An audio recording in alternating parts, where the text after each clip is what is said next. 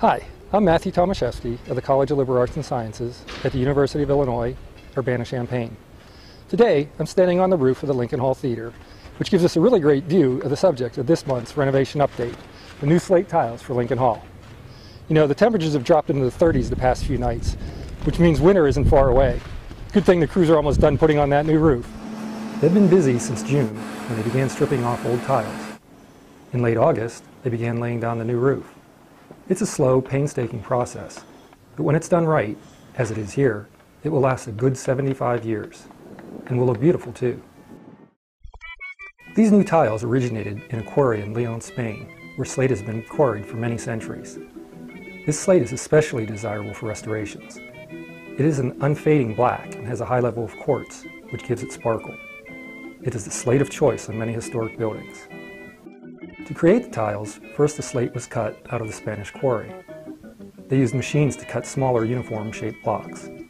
But the final rectangular tiles were split by hand, using a hammer and chisel. After loading them onto wooden pallets, they were shipped to the roofing manufacturer, Black Diamond Slate, in Savannah, Georgia. The tiles we're replacing look like this one. Although this one's in better shape than most of the ones that were removed, you can still see the signs of wear. The chipped edges, this flaking, and this whitish deposit. That forms whenever the tiles become waterlogged.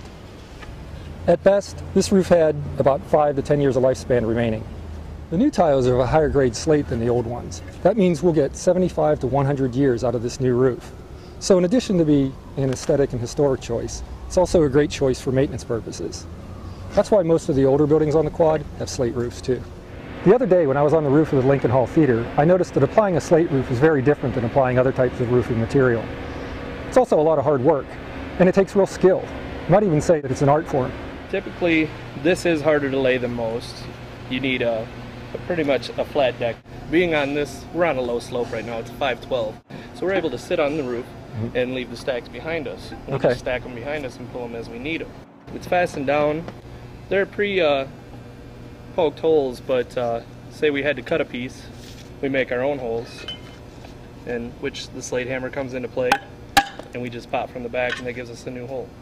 Why do you pop from the back instead of the front? Because it'll leave a recess here for our nail head to sit down, so when it's actually through there, when you pound it through, these nails are a little thicker than most. Being ring shanked, see how it recesses? So when the next piece sits down, it won't hold it up. Yeah, a nice smooth fin. Yeah, it'll be a smooth surface, as smooth as you can get. Right, with the rock. Yeah. Now it's brittle and it's very hard. Yet I know that you have to change the shape of it sometimes because of different angles on the roof and everything. How do you work with that? Say we come into a valley. Say we come into a valley piece. You know, your valley's running like this.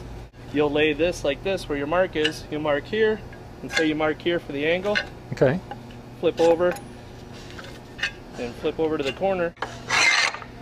To score my line, and then what I'll do is I'll come through to the cutter and I'll just follow the outside of my line from the back side, so you can have that rough edge up front, which leaves that rough finish look. With how labor intensive it is to put on the tile roof, how much longer do you think it'll take you before you finish up? I'm hoping by the end of this year. That would be fantastic.